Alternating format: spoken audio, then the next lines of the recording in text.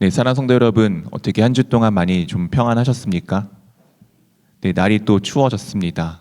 이제 경칩이 지나서 개구리가 나올 때가 됐는데, 네, 개구리가 얼어 죽을 것 같아요. 네, 우리 삶에는 항상 좀 그런 것 같습니다. 더위도 있고요, 추위도 있고, 이 모든 것들이 시간에 따라서 이렇게 흘러가지만 우리가 또 그 모든 것들의 흐름 가운데 또 그 각각 가운데서 우리가 찾을 수 있는 많은 것들이 있는 것 같습니다.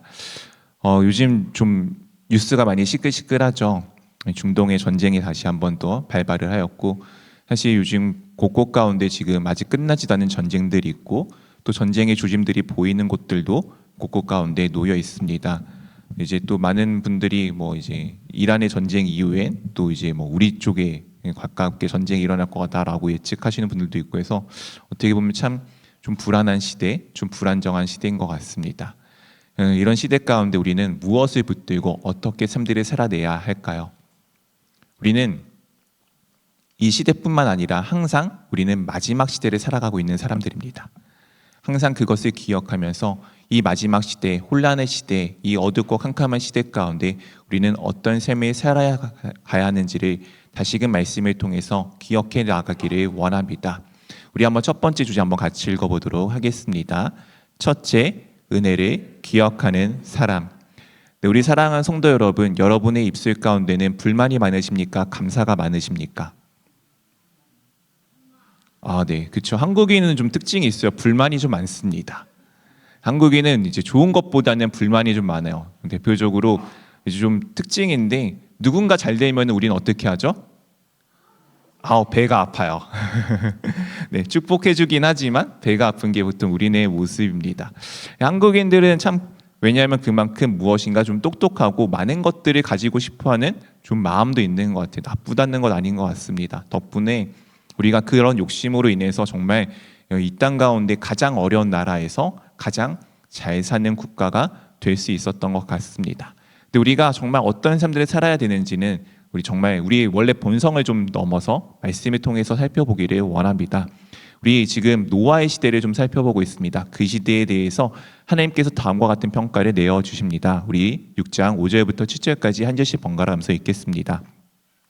여호와께서 사람의 죄악이 세상에 가득함과 그의 마음으로 생각하는 모든 계획이 항상 악할 뿐임을 보시고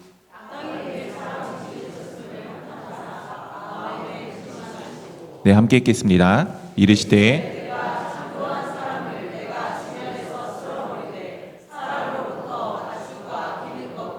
공중의 새까지 그리하리니 이는 내가 그것들을 지었음을 한탄함이라 하시니라. 여호와께서 사람이 무엇하다고요? 세상에 죄악이 가득함과 그의 마음으로 중심으로 생각하는 모든 것이 어떻다고요? 악하다는 것을 우리 하나님께서 보셨습니다. 우리 사랑하는 성도 여러분, 여러분 마음의 중심 가운데 악하신 것 같으십니까? 네, 여기서 내하시는 분이 별로 없으신 거 보니 다들 양심을 속이고 계시는군요. 네, 우리 사실 사람이란 존재는 누구나 조금 악한 존재들이 있습니다. 저도 이제 어젯밤에 곰곰이 생각하기보다는 그냥 가끔씩 옛날 일이 떠올릴 때가 있잖아요. 이렇게 보면서 야, 정말 나는 못됐구나라는 생각을 좀 하게 되었습니다. 어떻게 정말 이렇게 못된 생각을 할 수가 있지라고 생각을 했어요. 근데 참 신기하게 저에 대해서 잘 모르시는 분들이 대외적으로 평가해 주기를 제 이름이 정하니까 정하는 착한 것 같아라고 이야기를 많이 해주시는데 네, 저를 조금 더 알면은 그렇지 않은 걸 알 수 있습니다. 네, 대표적으로 궁금하시면은 제 아내한테 물어보시면은 잘 대답을 해줄 거라 믿습니다. 어쨌든 사람은 누구나 중심 가운데 악한 것을 가지고 있어요. 그 악함을 가지고 지금 삶을 살아가는데 그것 하나님께서 보시고 어떻게 하시죠? 한탄하셨고 마음에 근심하십니다. 그 중심에 지금 근심하셨어요. 근심하다는 것은 슬퍼하시고 아파하시고 힘들어한다는 것을 의미하고 있습니다. 그냥 단순한 후회가 아니고 엄청나게 많은 것을 슬퍼하시고 아파하십니다. 우리의 중심은 악한데 하나님의 중심은 그런 우리를 보고 힘들어하고 아파하셨습니다. 그리고 이렇게 말씀하시죠. 내가 창조한 모든 것을 이 땅에서 쓸어 버려야겠다.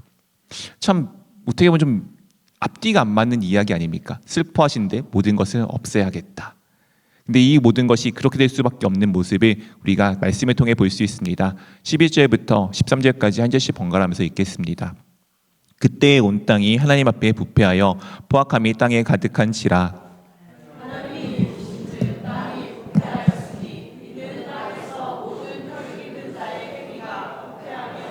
네, 함께 읽겠습니다.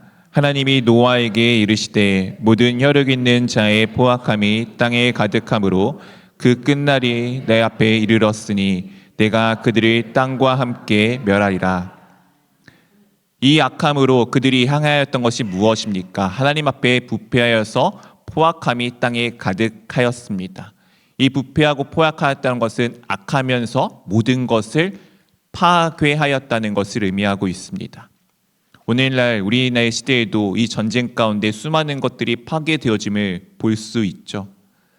우리의 사람들은 그렇습니다. 나의 이득을 위해 무엇인가 취득하기 위해 남의 삶들을 때로는 그 어떤 것을 망가뜨리고 부수는 것을 당연하게 생각하며 그것들에 대해서 별로 마음에 두지 않고 있습니다. 나만 잘 살면 되기 때문이다라고 여기기 때문이죠.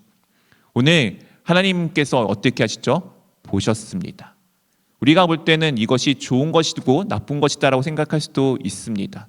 그렇지 않습니까? 만약 그럴 일이 없겠지만 우리나라가 전쟁 가운데 있다고 해 보십시오.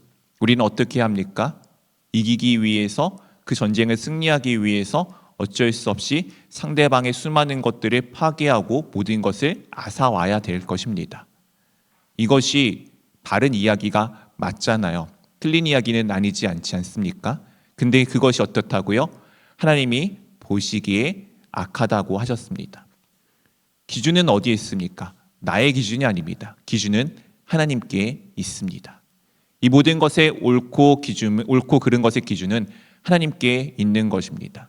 그렇게 내가 그것이 옳은지 그른지를 가리는 것이 아니고 하나님의 마음이 어디 있는지 하나님이 보시기에 어떠한지를 우리가 살펴보며 삶을 살아가야 합니다. 모든 혈육 있는 자들이 포악함이 가득하였습니다. 모든 것을 파괴하였기 때문에 하나님께서 그 끝날이 이르렀다라고 말씀하시고 계십니다. 무엇이 이르렀다고요? 그 끝날이 이르렀다고요. 즉 우리가 그렇지 않습니까? 한번 생각해 보십시오. 전쟁이 가득히 일어나게 되면 어떻게 되겠습니까? 항상 이 종말의 시대 때 항상 지금 우리 모든 사람들이 염려하고 살아가는 것은 또 무엇입니까? 우리 옆에 어떻게 보면 가장 가까이 있으면서 가장 어려운 나라, 그리고 우리나라이면서도 갈 수 없는 나라의 북한이 핵을 가지고 있잖아요. 우리가 왜 무서워합니까? 그 핵을 터뜨릴까 봐. 그래요? 그 사람들도 못 살고 우리도 못 사는 모든 것이 다 잃어버리는 시대가 될까 봐. 종말의 시대에 항상 그려지는 그 시대의 모습은 무엇입니까? 온 세계가 핵 전쟁을 하여서 모든 것이 파괴되어져 버린 시대를 이야기하지 않습니까? 즉 마지막 끝날은 무엇입니까? 결국에는 서로가 서로의 이득을 위해서 죽이고 파괴하다 보면 어떻게 되는 것이죠? 모든 것이 사라지는 것을 의미하게 됩니다. 즉 하나님께서 파괴하고자 하는 것이 아니고 우리 사람들이 스스로 자기 자신들을 죽여나가고 있는 모습을 하나님께서 슬퍼하시고 안타까워하셔서 그것을 멈추기 위한 일임을 기억하며 나가기를 원합니다. 그렇다면 도대체 사람들이 왜 이렇게 하였을까요? 6장 2절에 다음과 같은 말씀을 하여 줍니다. 하나님의 아들들이 사람의 딸들의 아름다움을 보고 자기들이 좋아하는 모든 여자를 아내로 삼는지라. 무엇 하였다고요? 자기가 보기에 좋은 것을, 내가 보기에 좋은 것, 내가 보기에 옳은 것, 내가 보기에 합당한 것, 내가 사랑하고 내가 좋아하는 것을 행하자. 이 모든 것이 어떻게 되었다고요? 좋은 것이 되어진 것이 아니고 모든 것이 다 파괴가 되어지고 모든 것이 사라지게 되었습니다. 오늘날의 시대의 모습과 크게 다를 바가 없지요. 근데 이때 한 명의 사람이 등장합니다. 우리 6장 8절 말씀 함께 읽어보도록 하겠습니다. 그러나 노아는 하나님께 은혜를 입었더라. 그러나 이런 시대지만 그러나 노아는 여호와께 무엇을 입었다고요? 은혜를 입었습니다. 우리 사랑하는 성도 여러분, 여러분들이 이런 사람이 되기를 원합니다. 노아가 아니고 여러분의 이름을 넣으셨으면 좋겠어요. 정아가, 땡땡이가 여호와께 은혜를 입었더라. 그럼 은혜를 입는다는 것은 어떤 의미일까요? 은혜를 입는다는 것은 은혜를 찾는다라는 의미입니다. 은혜를 찾은 자가 은혜를 입은 사람입니다.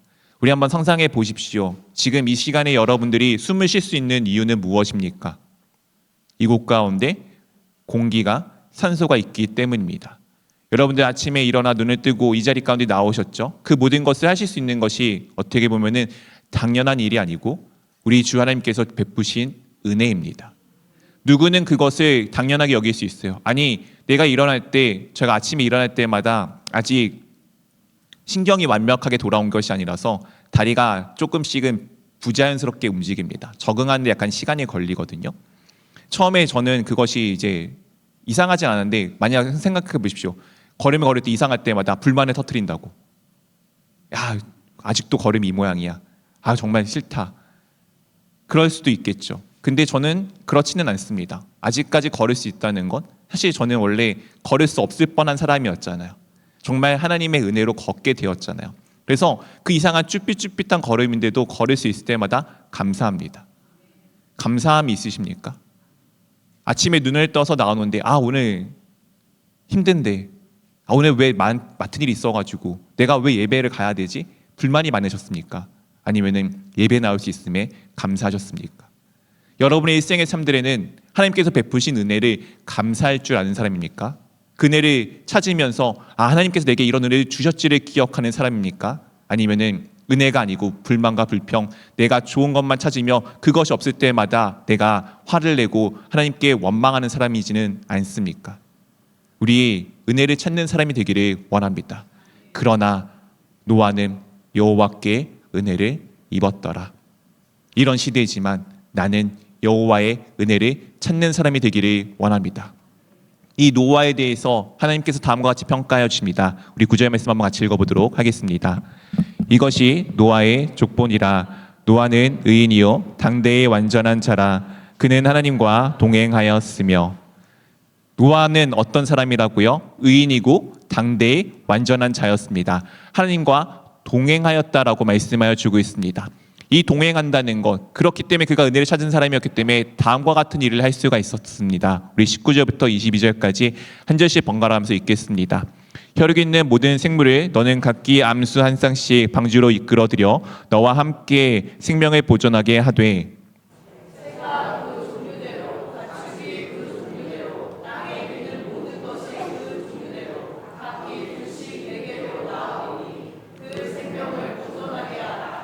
너는 먹을 모든 양식을 내게로 가져다가 저축하라. 이것이 너와 그들의 먹을 것이 되리라.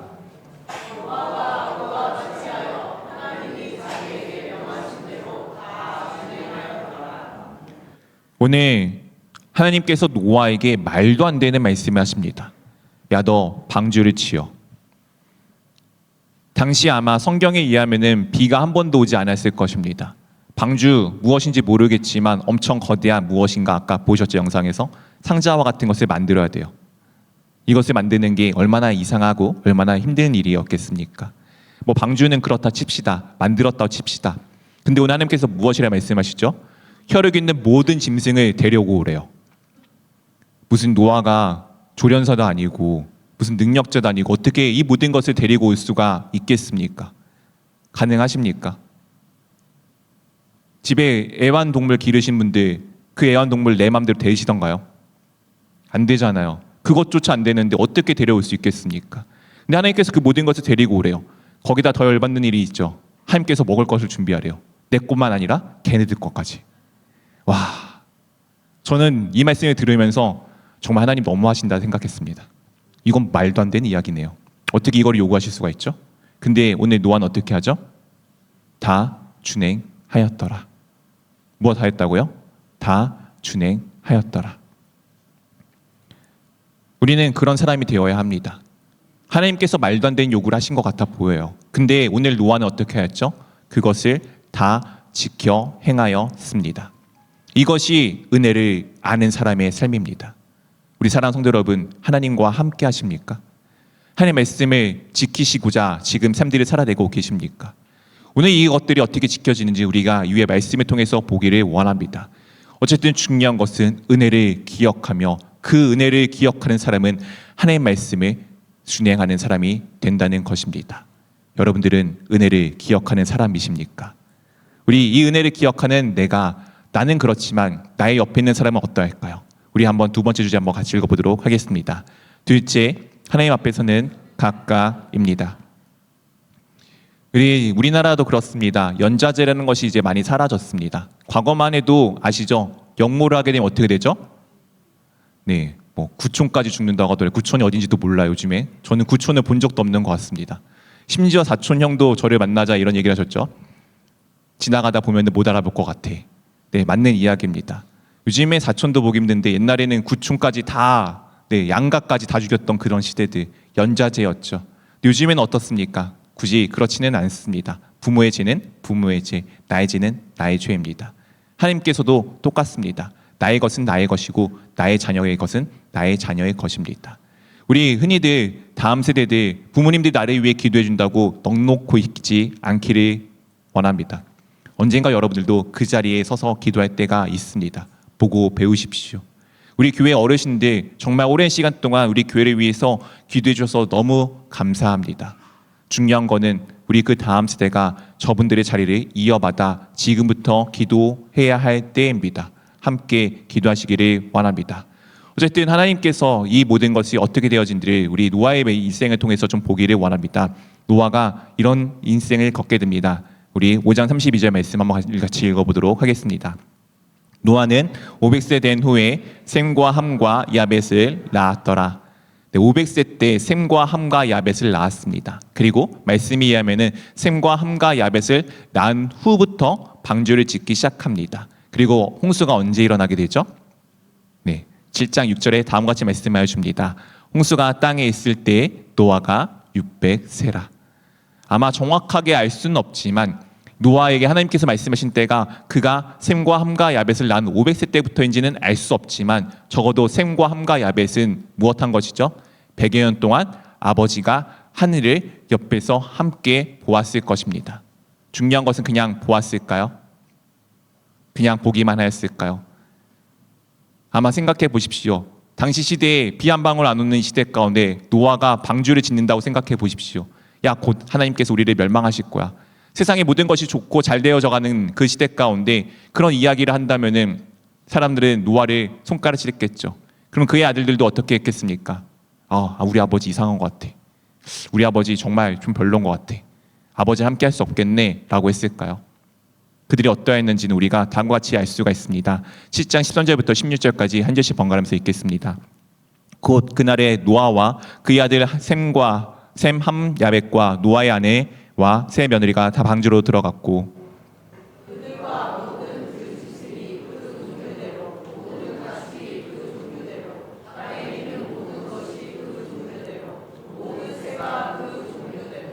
무릇 생명의 기운 있는 육체가 둘씩 노아에게 나와 방주로 들어갔으니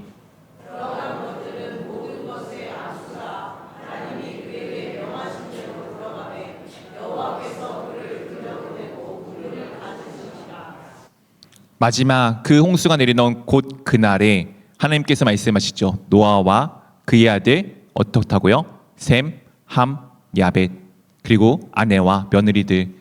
우리 여자분들은 왜 여자들의 이름 없냐고 불만을 가지실지 모르겠지만 죄송하지만 당시 시대는 그냥 그랬습니다. 이해하고 넘어가시면 좋을 것 같아요. 어쨌든 중요한 것은 어떻다고요? 셈, 함, 야벳을 따로 불러주십니다. 우리는 생각할 수 있죠. 셈, 함, 야벳이 노아의 일에 함께 하였구나. 세상 사람들은 그 누구도 함께하지 않고 오히려 그를 비난하고 욕하였을지 모르겠지만 셈, 함, 야벳은 아버지 노아가 하나님의 말씀을 기억하고 준행하고 그 은혜를 입었던 것처럼 이들도 은혜를 입어 함께 그 일에 참여했음을 우리는 알 수가 있습니다. 사랑하는 성도 여러분, 내 부모가 믿음이 좋은 것 나의 믿음 아닙니다. 우리 교회가 훌륭한 것 나의 훌륭함이 아닙니다. 누군가 우리 교회에 뛰어나신 분이 계신다고 그분의 뛰어남이 나의 것은 아닙니다. 내가 주님 앞에 서야 합니다. 누군가가 아니고 내가 서야 합니다. 내가 하나님 앞에 어떠한지를 보십시오. 하나님은 우리 각각을 부르시고 각각을 사랑하시고 각각을 택하셨고 각각을 지금 우리 가운데 함께 하시며 이 우리가 예수 그리스도 앞에 서기를 원하십니다. 다 한자리 가운데 서 계십시오. 내가 서기를 기도하십시오. 오늘 준행하였다라고 이제 아까 말씀드렸잖아요. 말도 안 되는 것을 오늘 어떻다고요? 하나님께서 그 모든 것을 노아에게 이끌어 오셨습니다. 노아에게 이끌어 오시고 마지막에 어떻게 하셨죠? 그분을 닫아 주셨습니다. 순종이 무엇인지 아십니까? 하겠다라는 마음입니다. 그것을 이루시는 분 누구이신지 아십니까? 하나님이십니다. 참 쉬워요.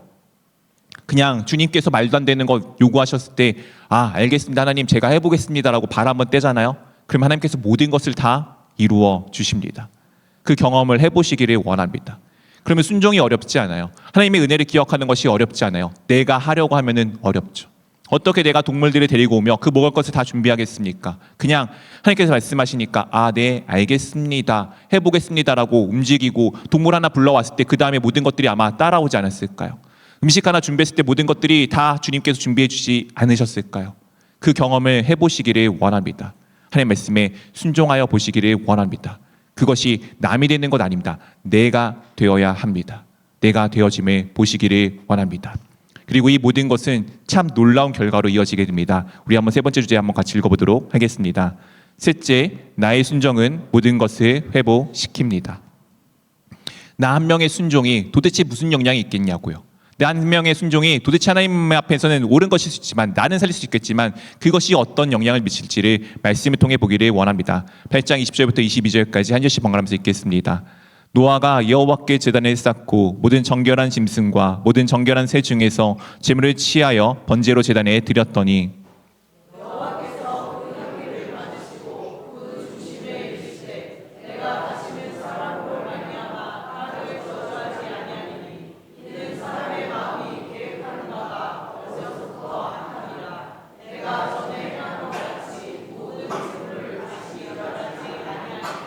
땅에 있을 동안에는 심음과 거둠과 추위와 더위와 여름과 겨울과 낮과 밤이 쉬지 아니하리라.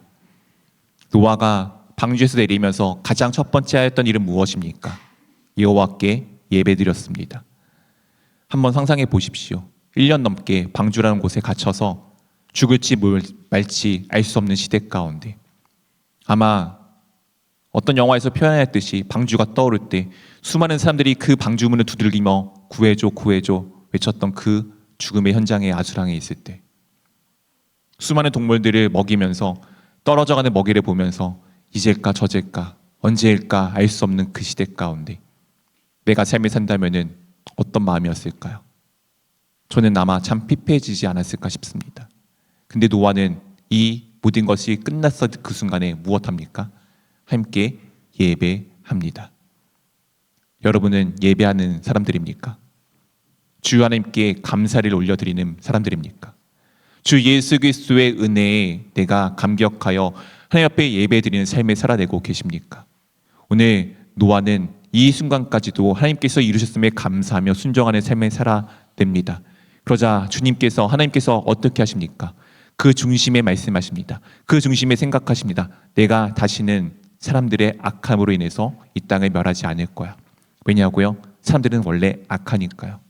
그리고 무엇을 말씀하시죠? 그냥 모든 것이 이 땅에 있는 존재 동안 그 모든 것은 자연스럽게 흘러가게 될 것이야 라고 하나님께서 말씀하시고 약속하십니다. 누구의 예배로 인해서요? 노아의 예배로 인해서, 노아의 순종으로 인해서. 우리 사랑하는 성도 여러분, 여러분 순종 하나가 놀랍게도 이 세상의 모든 것을 바꿀 수 있습니다. 여러분의 하나님 앞에 드려진 예배 하나가 여러분의 인생뿐만 아니라 여러분 주변에 있는 수많은 것들을 회복시킬 수 있습니다. 다른 의미로 내가 예배하지 못하잖아요.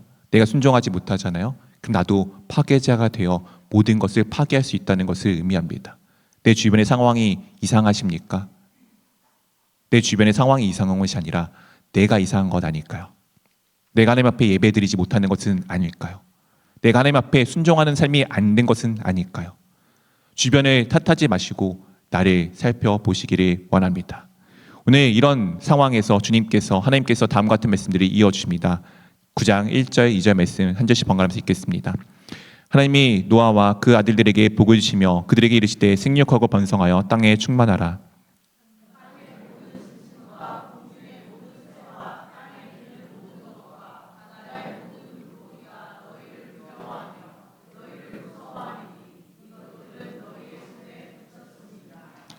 하나님께서 노아와 그의 아들들에게 복을 주셨습니다. 여기도 복이 어떻게 되죠?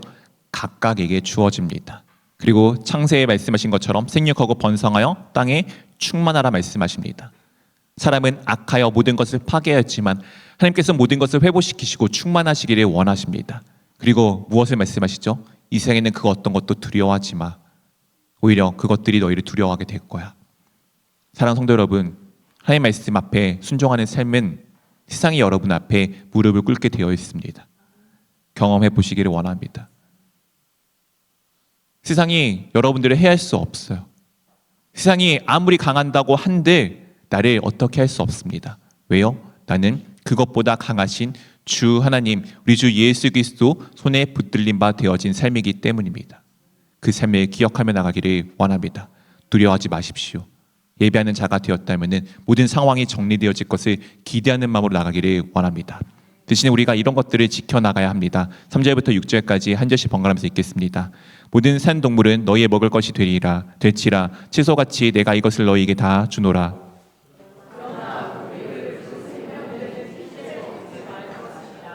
내가 반드시 너희의 피 곧 너희의 생명의 피를 찾으리니 짐승이면 그 짐승에게서 사람이나 그의 형제면 그에게서 그 생명을 찾으리라.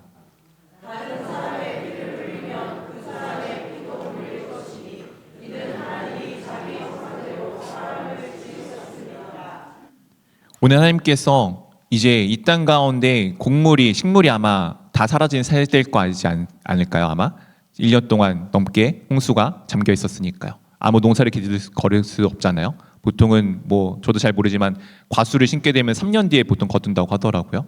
이런 시대 가운데 하나님께서 무엇을 허락하시죠? 그래서 먹을 수 있게 육식을 허락하십니다. 근데 무엇을 하시라고요? 생명을 먹지 말라고요. 누군가의 것을 때로는 필요해서 가져올 때가 있습니다. 근데 우리는 그 가져올 때 어떤 것을 기억하는 겁니까? 그 생명이 해하지 않기를 기도하며 기억하며 나아가야 합니다. 어렵죠? 참 쉽지 않습니다.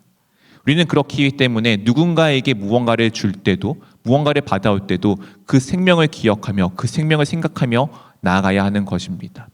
우리 보통은 누군가를 배려할 때 내가 편하기 위해서 배려하는 때가 많이 있습니다. 저도 그래요.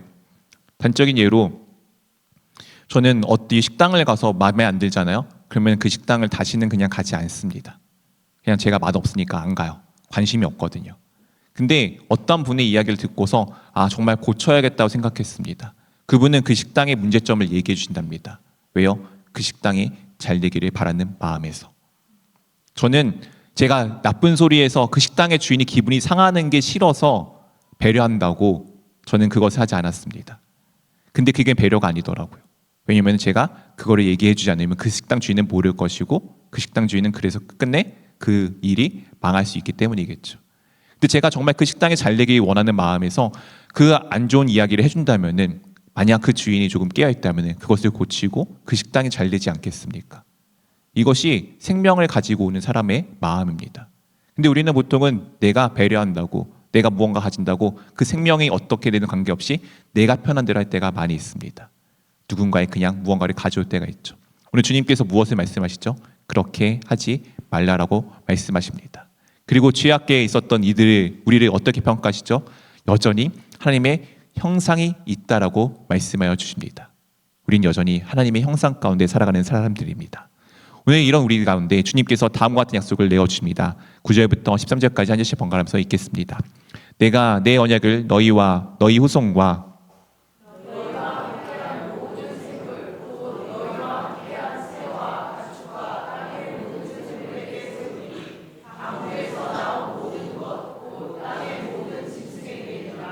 내가 너희와 언약을 세우리니 다시는 모든 생물을 홍수로 멸하지 아니할 것이라. 땅을 멸할 홍수가 다시 있지 아니하리라.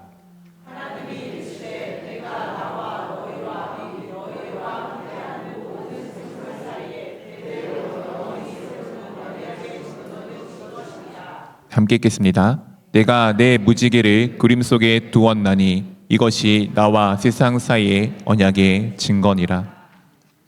오늘 이 짧은 5절의 말씀에 언약이 몇 번이나 등장하는지 한번 보십시오. 하나님께서 우리와 약속을 하십니다. 나뿐만 아니라 우리 외 후손들까지도 함께 약속하십니다. 그리고 어떤 약속을 하시죠? 후손뿐만 아니라 모든 것과 함께 약속을 하신다라고 말씀하시고 그 약속은 영원한 것이라고 말씀하십니다. 그 증거가 무엇이었죠? 무지개입니다. 정확하게는 활입니다. 활은 무엇이죠? 누군가의 생명을 뺏고 강한 힘의 상징입니다. 우리 사랑하는 성도 여러분, 무지개 보셨죠? 무지개 어떻게 생겼나요? 네, 이렇게 생겼죠. 우리 활 써보셨나요? 네, 어제 좀 재밌는 장면을 봤습니다. 우리 집에 장난감 활이 있는데 우리 간사님께서 우리 집 오셔가지고 줄을 잡고서 줄을 이렇게 앞으로 당기더라고요. 줄이 일로 와야 되는데 줄을 거꾸로 당기면서 활을 쏘는 모습을 보았습니다. 신기한 아이인 것 같아요. 네. 보통 활은 어떻게 쏘죠? 굽어 있는 데는 놔두고 밑에서 이렇게 쏘게 됩니다. 활의 모습을 생각해서 한번 무지개를 생각해 보십시오. 화살은 어디로 나가게 되어져 있습니까? 땅입니까? 하늘입니까? 하늘입니다. 이 약속은 어떤 의미입니까? 하나님께서 너희가 잘못하는데 그 저주를 내가 대신 받을게. 너희의 죄악된 것 알아. 그 대신에 내가 그 책임을 내가 스스로 지어줄게 라는 약속이지 않겠습니까? 그리고 그 약속의 결과가 무엇입니까? 하나님께서 정말 친히 이 땅 가운데 찾아오사 우리와 같은 사람이 되어서 우리의 죄를 대신하여 십자가 위에 죽으셨습니다. 우리 주 예수 그리스도께서 십자가 위에 죽으셨습니다. 오늘 하나님의 그 영원한 약속이 실제가 되어졌고 지금도 그 실제가 되어진 약속이 우리 가운데 있지 않습니까? 노아의 순종 하나로, 노아의 그 예배 하나로 하나님께서 모든 것을 책임지시고 모든 것을 회복시키심을 보셨습니까? 우리 사랑하는 성도 여러분, 우리가 그런 삶들을 살아내기를 원합니다. 말씀을 맺겠습니다. 오늘 노아의 순종이 아니었습니다. 노아와 그의 가족들의 순종이었습니다. 중요한 것은 무엇입니까? 노아와 그의 가족 모두가 구원을 받았다는 것입니다. 여러분의 가족이 이 은혜가 함께하는 가족이 되기를 원합니다. 올해 우리 기도하는 것 있잖아요. 나의 가족 한 명, 나의 가까운 누군가 한 명 주님 앞에서 잃어버리지 않기를, 그 사람이 주님 앞에 돌아오기를 기도하십시오. 함께 기도하시고 그 열매를 위해서 우리 함께 나가기를 원합니다. 안 되는 것 같아요? 맞아요. 힘든 것 같아요? 맞아요. 순종하십시오. 그럼 그 책임을 누가 지신다고요? 하나님께서 지신다고요. 마치 무지개가 하나님을 향해 그 무지개가 있는 것처럼, 하나님을 향해 그 저주가 하나님께서 받으시고 모든 것을 우리를 회복시키시는 것처럼 주님께서 그 일을 행하실 것을 믿으며 나가기를 원합니다. 그렇게 주님의 은혜가 함께하는 여러분의 삶들 되기를 주님의 이름으로 축원드립니다.